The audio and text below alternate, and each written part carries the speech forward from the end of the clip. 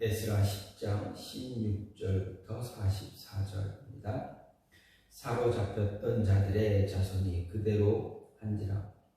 제사장 에스라가 그 종족을 따라 각각 지명된 족장들 몇 사람을 선임하고 열째 달 초하루에 앉아 그 일을 조사하여 첫째 달 초하루에 이르러 이방 여인을 아내로 맞이한 자의 일 조사하기를 마치니라. 제사장의 무리 중에 이방 여인을 아내로 맞이한 자는 예수와 자손 중 요사닥의 아들 그의 형제 마아세야와 엘리에셀과 야립과 그달랴다.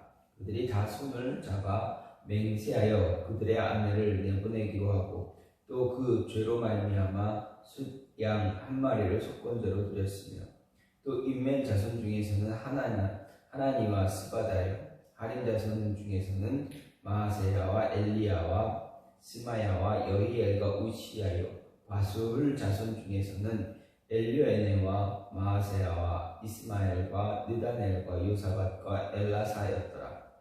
레위 사람 중에서는 요사밧과 시므이와 글라야라 하는 글리다와 부다히야와 유다와 엘리에셀이었더라. 노래하는 자 중에서는 엘리야십이요 문지기 중에서는 살룸과 델렘과 우리였더라. 이스라엘 중에서는 바로스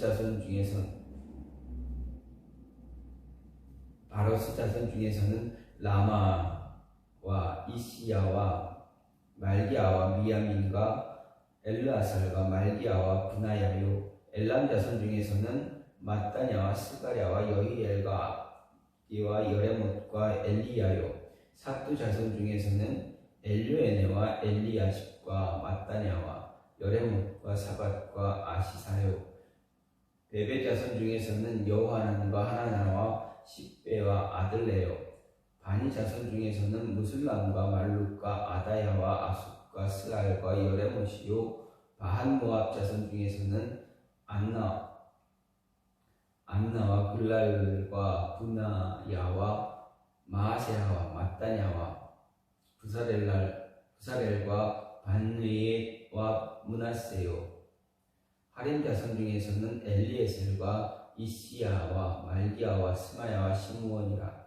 베냐민과 말룩과 스마랴와요 하숨 자손 중에서는 마뜨네와 마따따와 사밧과 엘리벨렛과 여레메와 문하세와 시므이요 바니 자손 중에서는 마아데와 아므람과 우엘과 분하야와 베드야와 글루히야 와냐와 무레뭇과 에라십과 마따냐와 마뜨네와 야이수와 바니와 빈누이와 시므이와 셀레마와 나단과 아다야와 망나드베와 사세와 사레와 아사렐과 셀레마와 스마랴라. 살룸과 아마랴와 요셉이요 느보 자손 중에서는 여이엘과 마띠디아와 사밧과 스비네와 이또와 유엘과 분하야더라. 이상은 모두 이방 여인을 아내로 맞이한 자라. 그 중에는 자녀를 낳은 여인도 있었더라. 아멘. 오늘 말씀 에스라 10장 16절에서 44절 말씀입니다. 오늘 말씀은 에스라가 이스라엘의 개혁을 위한 예루살렘 집회 총회를 소집하는 것과 에스라의 개혁 주치 발표 그리고 백성들의 반응에 이어서 이방 여인을 아내로 취한 자들을 조사한 결과 에스라의 개혁 주치에 따라 이방인 아내를 공동체에서 내보낸 자들의 명단입니다. 먼저 16절, 17절은 이방 여인을 아내로 취한 자들에 대한 조사를 그해 10월 1일에 시작해서 이듬해 정월 초하루에 마친 사실을 기록하고 있습니다. 18절부터 44절은 이방 여인을 아내로 취했다가 에스라의 개혁 조치에 따라 내보낸 자들의 명단을 제사장 가문, 레위 가문, 일반 백성 순으로 기록하고 있습니다. 이런 오늘 본문에 의하면 이방 여인을 아내로 취한 그들 가운데 제사장의 비율이 매우 많다라는 것을 볼 수가 있는데 이것은 스룹바벨과 예수아가 죽은 후부터 에스라의 인도 아래 2차 귀환 때까지 이스라엘 사회에 영적인 지도자가 없을 때 어떻게 타락했는가, 영적 지도자가 없이 타락한 상태에 있었다라는 것을 볼 수가 있습니다. 이렇게 영적인 지도자가 없으면, 영적으로 이끌어줄 사람이 없을 때, 그때 어떤 일들이 일어나는가 보여주는 그러한 단적인 모습입니다. 스룹바벨과 예수아가 죽은 이후 이스라엘 백성들에게 큰 어려움이 닥쳤습니다. 그저 육체적인 어려움, 먹는 것, 어떤 물질적인 것, 의식주에 관한 그런 어려움이 아니라, 고난이 아니라 영적으로 큰 어려움, 환난이 닥쳤다라는 것입니다. 이 모습을 보면 영적으로 이끌어줄 지도자가 없다면 그 백성이, 그 민족이 어떤 모습을 갖게 되는가, 가질 수 있는가 잘 보여줍니다. 보게 되면 제사장 가문, 레위 가문, 일반 백성, 제사장 가문이 있습니다. 레위 가문이 있습니다. 그럼에도 불구하고 제사장직을 맡았던 사람, 맡고 있는 사람들, 그들이 있음에도 불구하고, 또 레위 사람들이 있음에도 불구하고 어떻게 합니까? 타락이 끊이지 않고 이어졌다라는 것을 보게 되면, 정말 아무리 종교적인 어떤 신앙적인 모습을 갖고 있을지라도 그 신앙적인 모습을 이끌어줄 사람이 없다면, 그 신앙을 이끌어줄 수 있는 그러한 탁월한 사람이 없다면, 아무리 신앙을 갖고 있어도 그 신앙이 무용지물이 되어버릴 때가 너무 많다라는 것입니다. 그냥 무늬만 신앙인일 뿐이지 그 이상도 그 이하도, 아니 오히려 신앙을 갖지 못한 사람보다 더 못할 때가 많다라는 것입니다. 요즘 시대를 이야기할 때 영적 지도자가 없다라고 이야기도 합니다. 우리나라의 영적인 지도자, 탁월한 영적 지도자가 없다라고 말하기도 합니다. 왜 그렇습니까? 정말 영적인 지도자가 없습니까? 아니면 있습니까?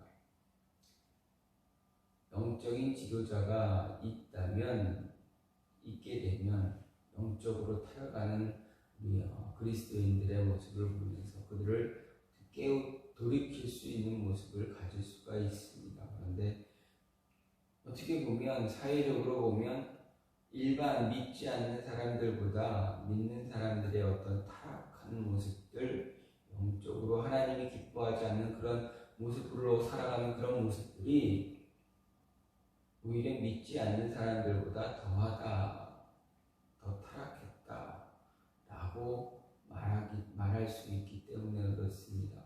어떻게 보면 참 신앙인으로서 부끄러운 모습이 아닐 수가 없습니다. 그러면 이렇게 영적인 타락, 이 영적인 타락에서 그것을 벗어나기 위해서는 어떻게 되는가? 우리가 영적인 타락에서 이겨내려면 어떻게 되는가? 영적 침체에 빠져 있을 때 그 영적 침체를 극복하려면 어떻게 해야 되는가 생각해 볼 수가 있습니다. 좋은 말씀. 그 영적 침체를, 영적인 타락을 극복하기 위해서는 지금 나의 위치가 어디인가를 보는 것입니다. 다시 말하면 내가 누구의 어디에 관심을 더, 마음을 더 두고 있는가입니다. 내가 어디에 사로잡혀 있느냐에 따라서 우리의 모습을 발견할 수 있다라는 것입니다. 내가 어디에 사로잡혀 있느냐에 따라서 내가 나의 인생의 끝이 어디로 가느냐가 결정될 수가 있기 때문입니다. 그래서 16절 말씀을 보면 사로잡혔던 자들의 자손이 그대로 했다 라고 분명하게 이야기하고 있습니다.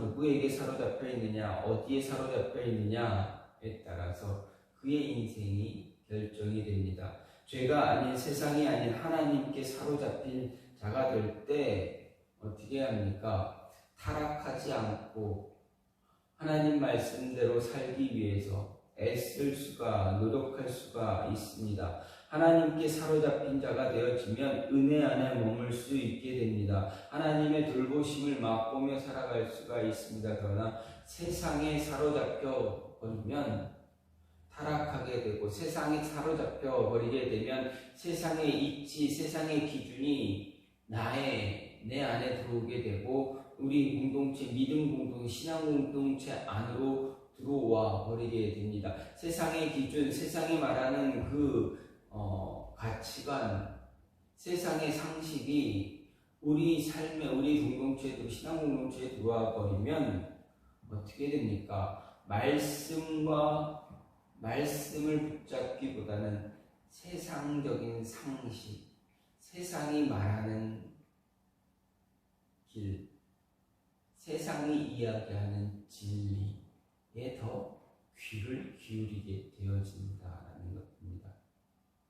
어떻게 보면 세상이 말하는 상식이나 세상이 말하는 진리가 바로 옳다라고 보여집니다. 생각되어집니다.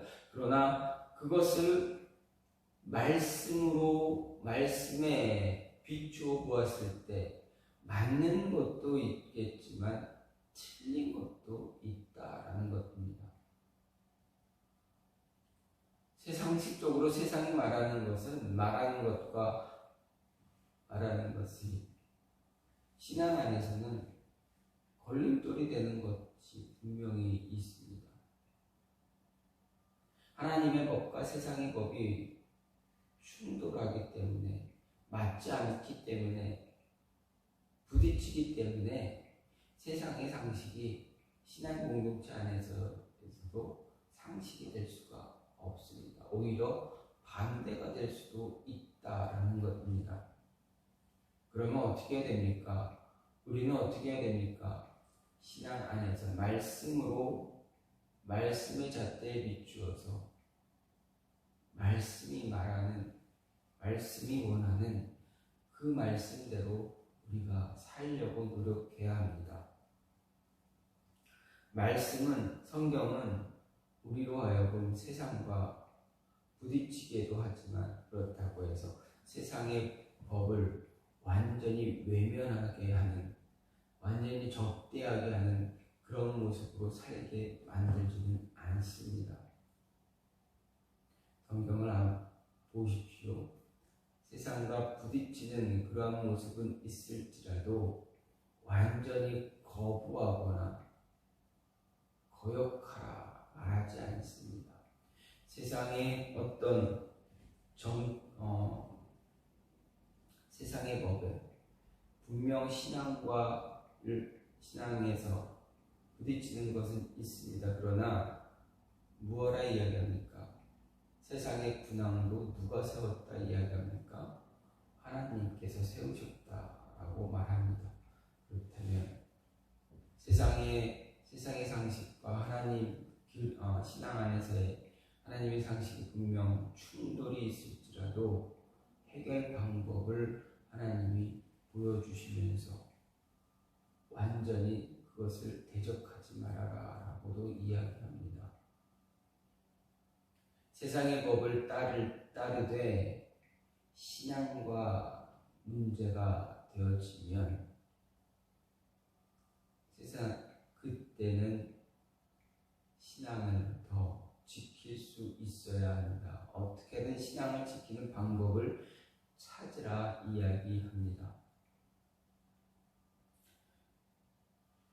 하나님께 사로잡힐 때 그런 어려운 상황 속에서 하나님께서 해결점을 주신다. 해결할 길을 발견하게 찾게 하신다. 바라보게 하신다. 라는 이야기입니다. 죄에 사로잡혀 있던 백성들이 징벌을 받아 바벨론에게 사로잡혀게 되었고 지금 그 사로잡힘에서 풀려나 고국으로 돌아왔습니다. 그렇다면 다시는 죄에 사로잡힌 자가 되지 말아야 합니다. 하나님의 은혜 안에 머물 수 있는 자가 되어져야 한다라는 것 잊지 말아야 합니다. 그래야 타락에서 멀어질 수 있습니다. 영적 침체를 극복할 수가 있게 된다라는 이야기입니다. 또한 영적 타락에서 벗어나기 위해서는 끊어야 할 것 확실하게 끊을 수 있어야 합니다. 17절 말씀은 첫째 달 초하루에 이르러 이방 여인을 아내로 맞이한 자의 일 조사하기를 마쳤다라고 이야기합니다. 즉 어떤 사람이 누가 이방 여인을 취해서 하나님의 법을 어기고 하나님이 금한 일들을 행했는가를 조사하기를 마쳤다라고 합니다. 이 조사를 왜 했습니까? 조사를 마쳤다라는 것은 무엇입니까? 이제 이방 여인을 취했던 사람들, 그 이방 여인들 다 내보내라. 공동체 안에서 다 내보내라. 그들의 집으로 돌려보내라 라는 것입니다. 그들의 고향으로 돌려보내라 라는 이야기입니다. 그것을 행해야 한다라는 이야기입니다. 영적 타락, 영적인 침체에서 벗어나기 위해서 잘못된 일을 확실하게 끊어낼 수 있어야 한다라는 것입니다. 끊어야 할 모습이 있으면 그냥 적당히 끊는 게 아니라 확실하게 확실하게 잘라내야 한다라는 것입니다. 그러지 않으면 죄에서 벗어날 수가 없게 됩니다. 과거 이스라엘의 역사를 보십시오. 바벨론에게 멸망하기 이전의 이스라엘을 보십시오. 그들은 하나님의 말씀 경고가 끊임없이 주어졌습니다. 그리고 남유다의 모습을 보면 끊임없이 신앙개혁을 시도한 왕들이 나타납니다. 신앙의 개혁을 했는데도 불구하고 몇 대 지나면 또다시 신앙개혁을 하고 있습니다. 왜 그렇습니까? 왜 신앙개혁을 그렇게 반복적으로 하고 있습니까?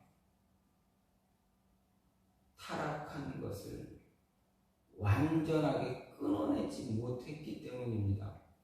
하나님을 대적하는 것을 완전하게 끊어내지 못했기 때문에 계속 반복적인 모습이 나타난다는 것입니다.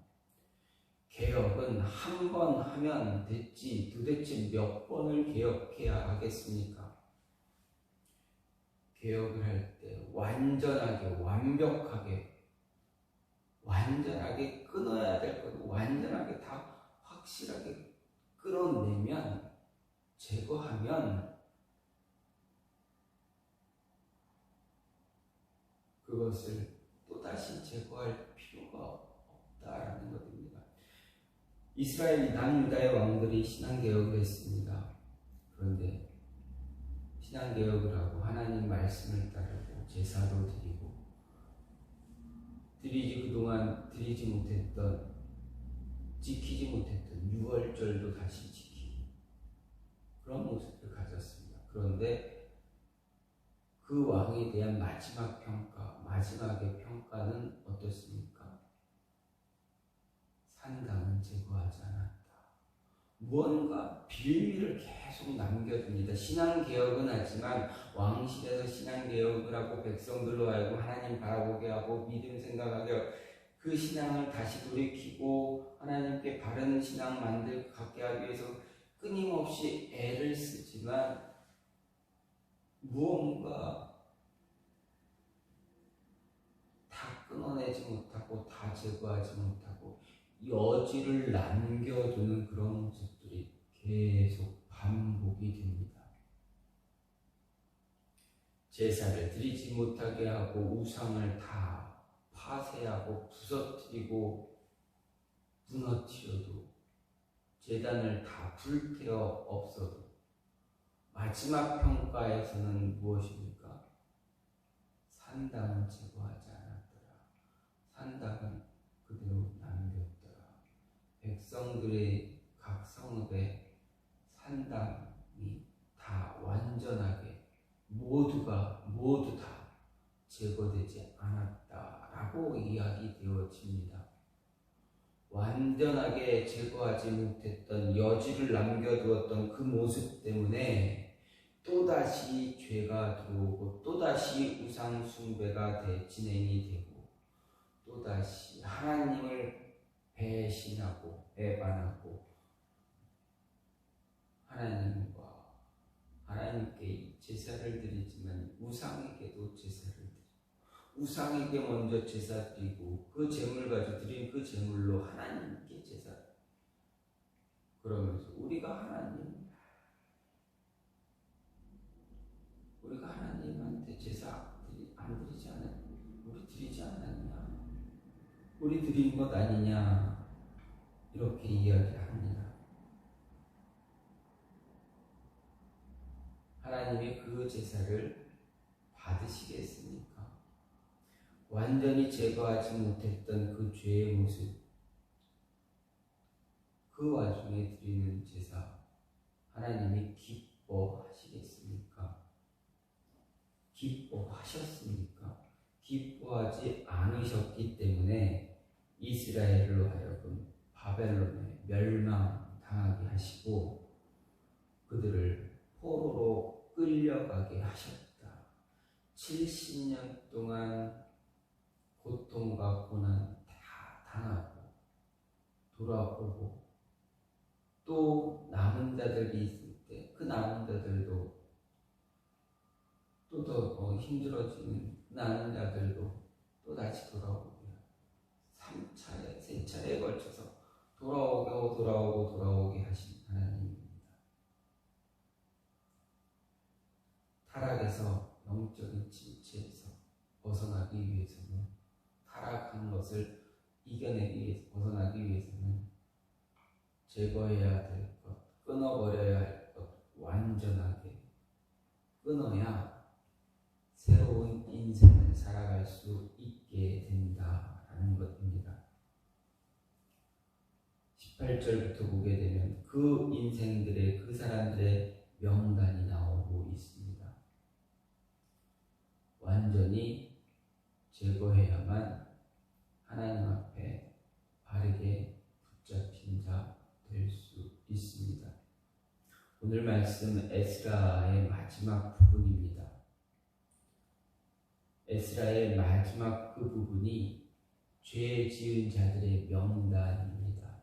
그리고 그들이 죄 지은 것을 끊어냈다라고 이야기합니다. 끊어내지 못했던 그들의 모습 속에서는 하나님의 심판, 하나님의 징계들이 끊임없이 있었다라는 것 기억하시고 오늘 말씀을 보면서 우리가 누구에게 어디에 사로잡힌 자가 되어져야 되는가, 그리고 그것을 극복하기 위해서는 어떻게 해야 되는가에 대한 말씀이 주어졌습니다. 우리는 세상이 아닌 하나님께 사로잡힌 자 되어져야 합니다. 죄가 아닌 하나님께 사로잡힌 자 되어져야 합니다. 그리고 그러한 모습 갖기 위해서는 제거해야 할 것, 끊어내야 할 것 확실하게 제거하고 끊어내서 새로운 인생을 살 수 있는, 살아가는 그런 모습이 있어야 한다라는 것 잊지 마시고 이러한 삶을 살 수 있는 저와 여러분이 되기를 간절히 소망합니다. 이 시간 같이